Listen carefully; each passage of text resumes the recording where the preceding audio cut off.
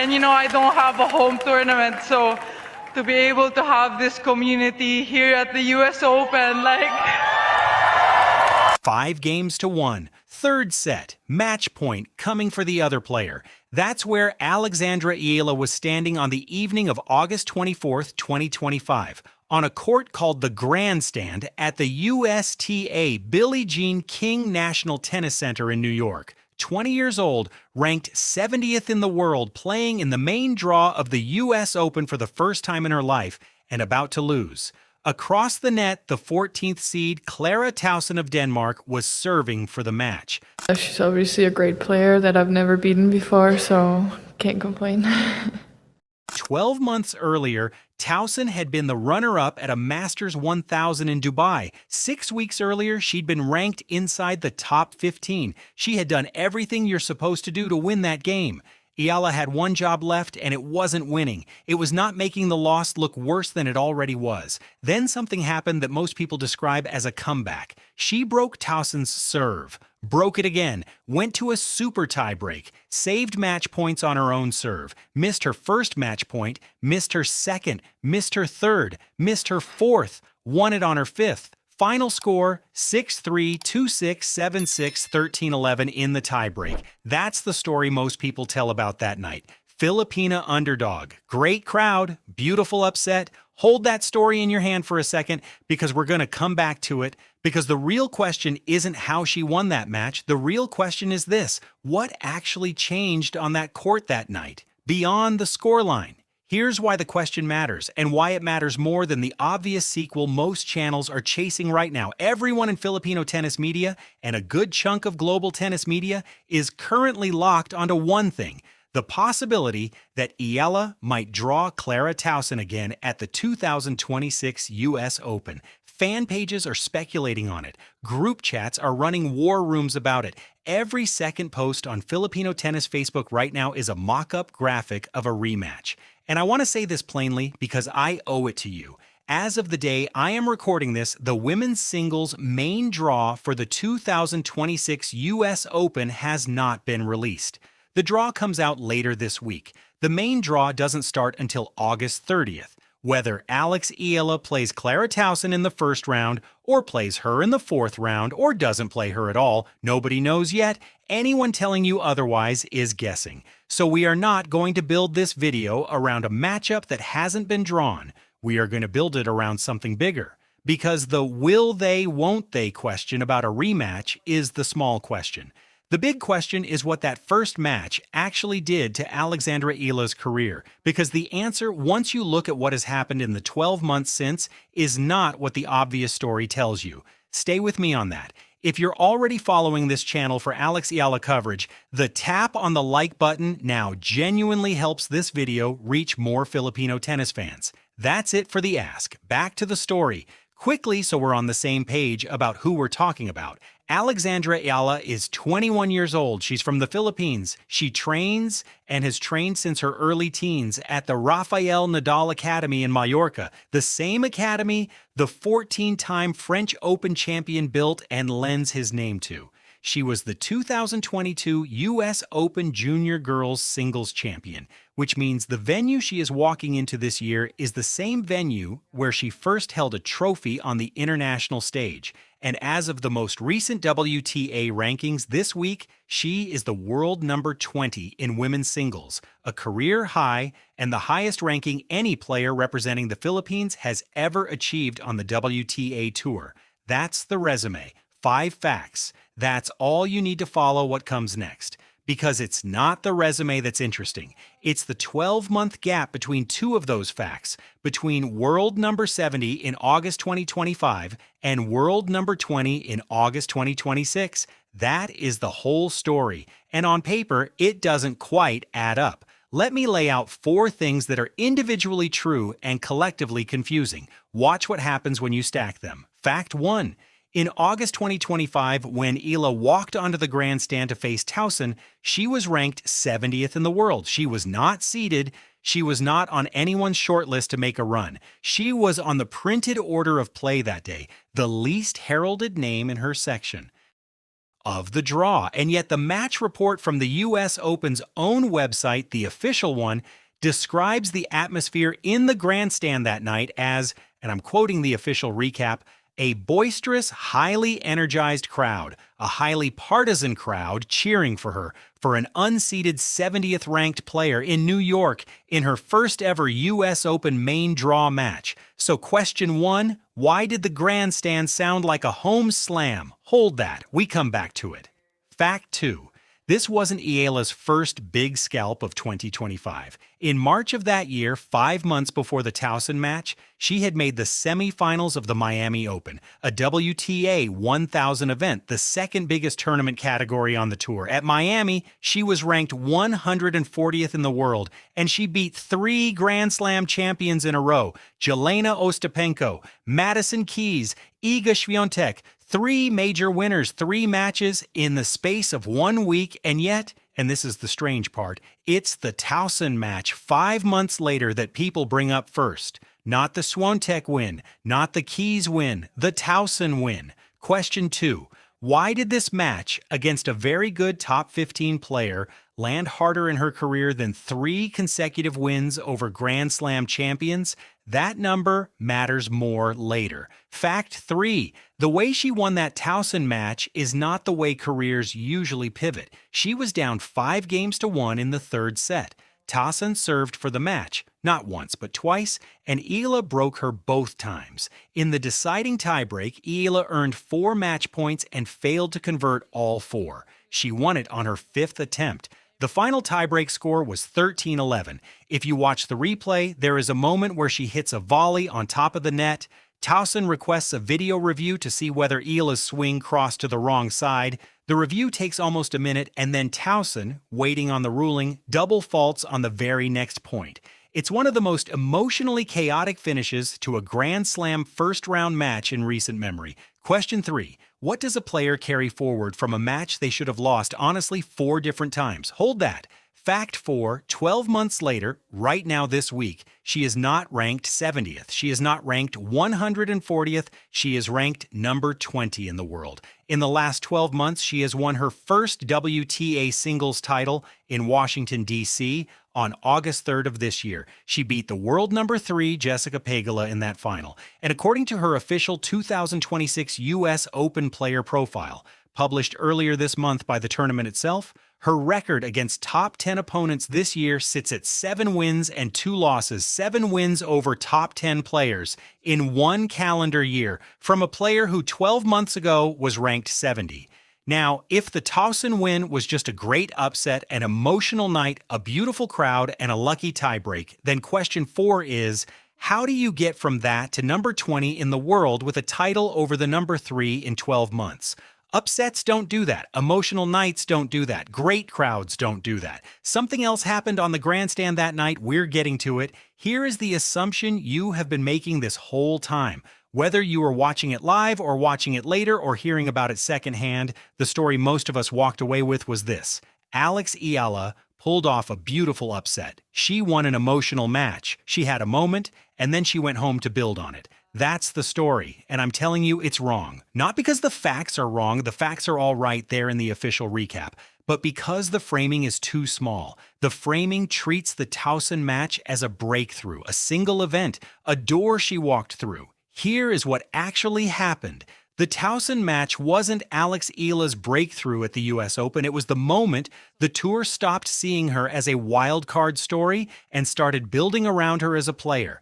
That's the flip. That's the reframe. What she won that night wasn't a match. What she won that night was a category on the WTA's map of the sport that you cannot unwin. Because think about what the tour saw on that court. They didn't see a hot week the way Miami had been a hot week. They saw a 20-year-old on a big stage in a match she should have lost by any honest reading of the 3rd set, refuse to lose it. They saw her survive her own nerves, miss 4 match points, and still close it out. They saw her play the biggest crowd she'd ever had and get bigger the louder it got, not smaller. They saw her, in the on-court interview afterward, be the kind of person that television networks build promo reels around.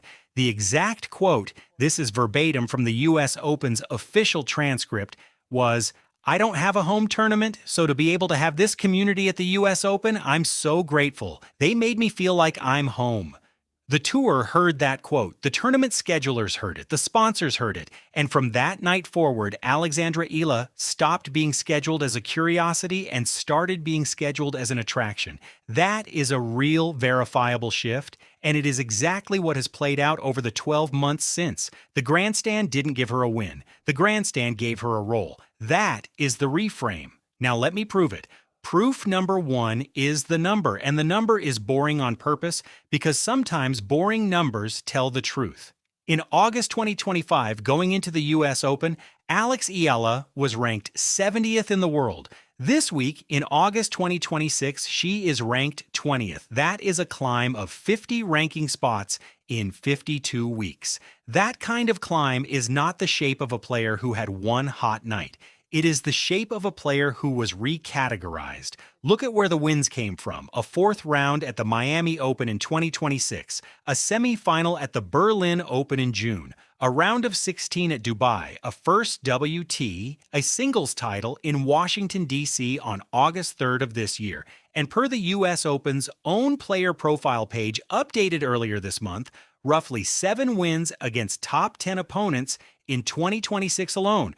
That's not a hot streak. That's a floor. Post Tauson, the level she plays at against top opposition has stopped being surprising even to her. Proof number 2 is not a number. It's the sentence she said on the grandstand court in the on-court interview right after the match, and it's worth listening to word by word.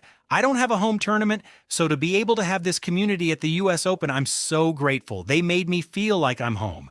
That sentence is doing something specific. Before that night, home crowd was a concept that belonged to other players. Coco Gauff had one in New York. Carlos Alcaraz had one in Madrid. Naomi Osaka had one in Tokyo. Filipino tennis had produced great juniors, great doubles players, great regional champions, but it had never produced a player who could walk onto a Grand Slam show court and hear her own name shouted back at her from 4 sides. On the grandstand that night, in front of thousands of Filipinos who had traveled from across the tri-state area and beyond, that concept transferred from other players to her. And a player who has a home crowd at a Grand Slam is not the same asset to the tour as a player who does not. That is a durable identity shift, and it shows up in serve percentages, in confidence, in schedule assignments, and in what the tournament markets around her for years. Let me sit with that for a second because it's easy to breeze past. What was built on the grandstand that night wasn't a highlight reel. It was a relationship between her and a country that had been waiting a very long time to have someone to stand behind at a slam. Once that relationship exists, it doesn't dissolve if she loses a first round somewhere. It travels with her. Which brings us to proof number 3. And proof number 3 is the moment where the reframe becomes undeniable. Sunday, August 3rd, 2026, Washington, D.C. The final of the Mubadala City D.C. Open, a WTA 500 level event.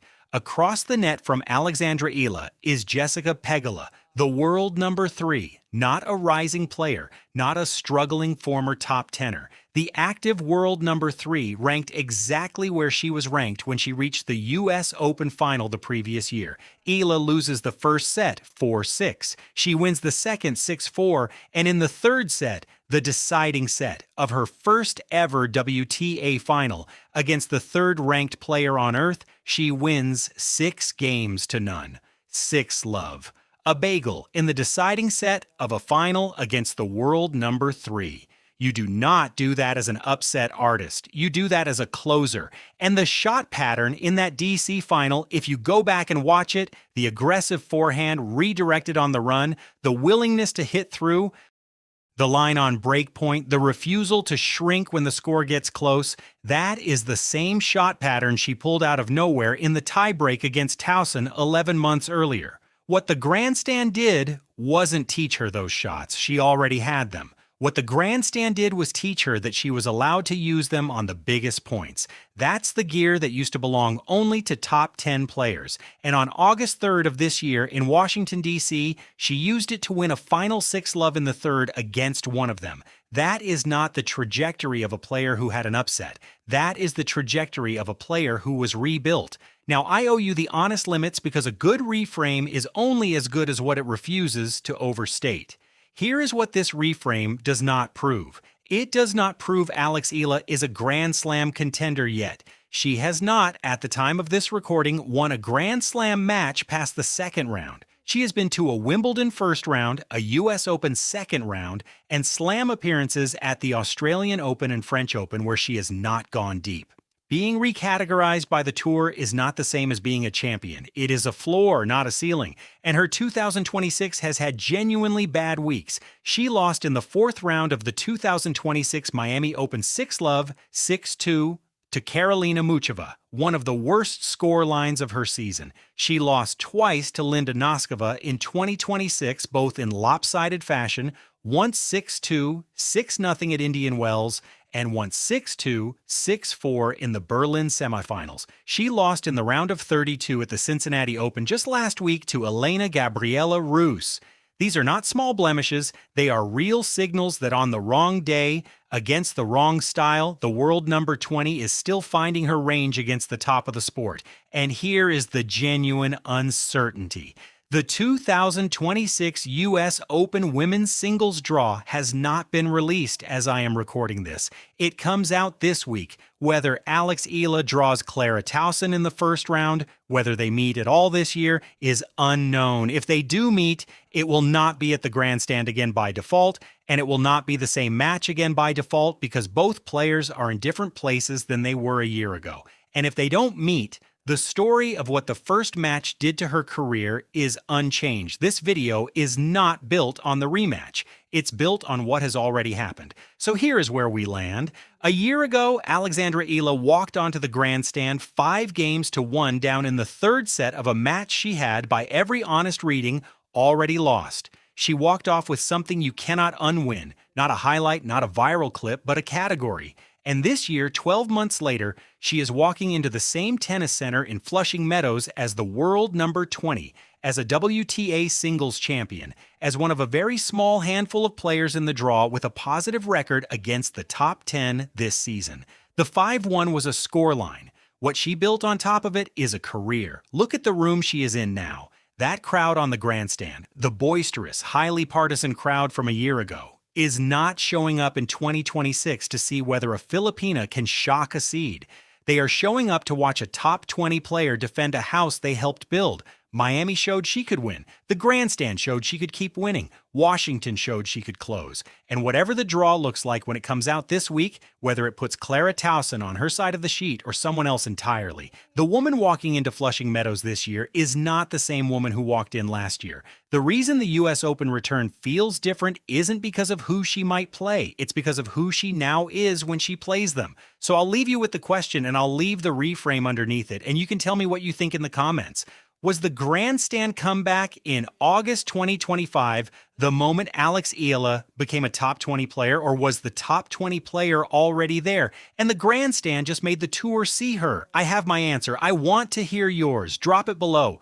The draw comes out later this week, and we'll be right back here to walk through it the moment it does. Subscribe so you don't miss it, and I'll see you when we know what the road actually looks like.